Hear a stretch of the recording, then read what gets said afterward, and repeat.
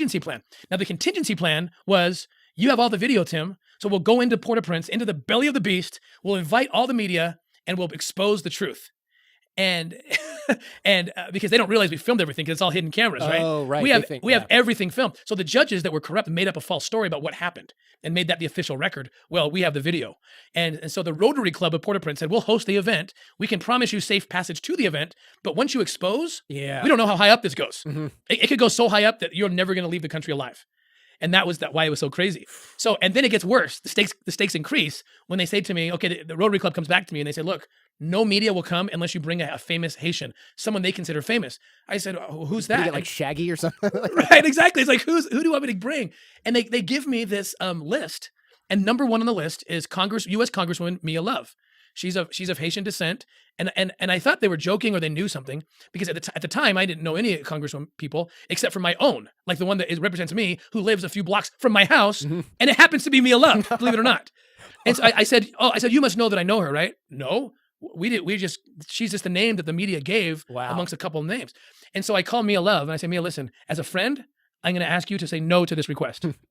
As the CEO of Operation Underground Railroad, I'm still asking you to do it.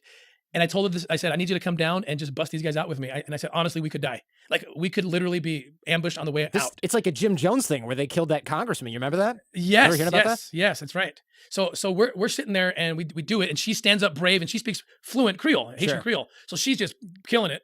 And then I see this guy in the back. We have our security. We're all watching this guy shifty in the back. So we're walking out of the parking lot. We're scared to death. We're like, okay, well, now what? And this guy approaches us and he says, I work at the presidential palace. Would you please come see the president tomorrow? Wow. And so we're like, okay, what do we do? This could be a setup. It could be the presidential palace and we're going to be hung. Like, oh yeah. It could be a setup and be the president. Yeah. Right. It could be anything.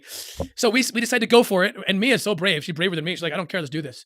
So we ended up going to the president's office. And sure enough, luckily it was everything we hoped. And he couldn't believe what had happened because it went viral on the news instantly everywhere. Sure. And that's when he reissued the arrest warrants. And people can watch the full. If you go to Operation Tuesday, Amazon Prime, they don't get into the that show notes. part. Yeah, we'll link it. But yeah, the story is told there about then what happens, how we go after these guys and what happens. But it was crazy. But that's what it's like working in a country like Haiti. You know, that's what you got to do. You got to just shine light on everything and blow everybody up. Otherwise, it's probably just easier for them consequences wise to sweep it under the rug and be like, look, I got all kinds of things going on. I don't need to put a target on my own back. That's right. Because these guys